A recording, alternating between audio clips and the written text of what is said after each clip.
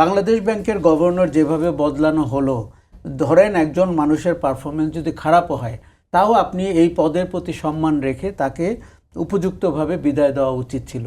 যেভাবে cricket board বিদায় উপযুক্ত কিভাবে দেবে? রাজনৈতিক সরকার তো তার মতো করে সিদ্ধান্ত নেবে। তিনি রিজাইন করেননি কেন তখন? না, সিদ্ধান্ত নেবে, ইন্টারিম গভর্নমেন্ট দিয়েছিল, তার তো রাজনৈতিক সরকারের সময় থাকাই উচিত ছিল না।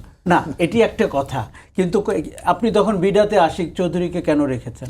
গভর্নমেন্টের চয়েস। গভর্নমেন্ট যদি মনে করে তাকে দিয়ে আমার পারপাস সার্ভ হবে, সেটা করবে। ধরে নিন কেউ যদি মনে করে যে উনি যোগ্য এবং রাজনৈতিক সরকারও তাকে রাখবে, হতেও পারে।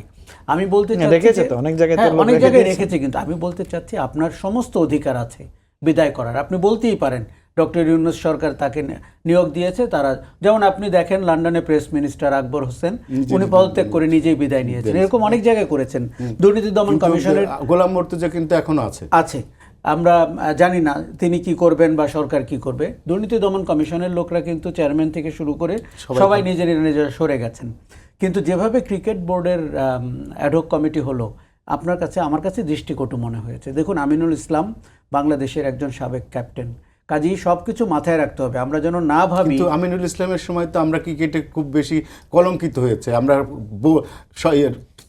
আইসিসির একটা বড় ইভেন্ট আমরা বর্জন করেছি, বাট সেটা আমিনুল ইসলামের কতটুকু দায়িত্বের মধ্যে পড়ে আর আসিফ নজরুলের দায়িত্বের মধ্যে কতটা পড়ে, এই বিতর্ক কিন্তু আমিনুল ইসলাম তো বলেছেন তারা সর্বোচ্চ চেষ্টা করেছেন খেলতে যাওয়ার। এটা আসিফ নজরুলের ডিসিশন, আমার ধারণা এটি আসিফ নজরুলের ডিসিশন, এবং এখনও তাকে জবাবদিহিতার আওতায় আনা যায়। কেন বাংলাদেশ বিশ্বকাপ ক্রিকেট বর্জন করতে হলো, তার বিকল্প তাদের হাতে কি ছিল? দেখুন, রাজনীতিতে আপনি অনেক কিছু করবেন, ভারতের সাথে তো করতেই হবে, কেননা আমাদের অনেক সম্মানের বিষয় রয়েছে, সমতার বিষয় রয়েছে, কিন্তু আপনাকে তো কৌশলী হতে হবে। আপনি ক্ষেত্রটিকে পিছিয়ে দিয়ে আপনি রাজনীতিকে সামনে আনলে তো হবে না। কাজেই আর আপনি যেভাবে আমিনুল ইসলামের পারফরমেন্স বলছিলেন অথবা আহসান মনসুরের কথা বলছিলেন, আমরা এভাবে প্রত্যেকটা লোকের পারফরমেন্স নিয়েও কিন্তু কথা বলতে পারবো। আমি যেটি বলতে চাচ্ছি যে শোনেন, অতীতে কি হয়েছে, এই দেশে রীতি কি, এগুলো ভুলেও তো আমরা তারেক রহমানকে দেখছি। প্রধানমন্ত্রী তো অতীতে কখনো এইভাবে ব্যবহার করেনি। প্রধানমন্ত্রী তো বাসে করে বগুড়া যাননি অতীতে।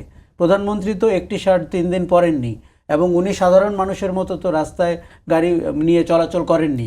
আপনি তো নতুন নিদর্শন স্থাপন করছেন, এবং আপনি খেয়াল করে দেখুন, যারা বিএনপিকে ভোট দিয়েছে তার চেয়েও বেশি মানুষ প্রধানমন্ত্রীর এই আচরণকে পছন্দ করছে। তার মানে অতীতে রীতি ছিল ভিন্ন।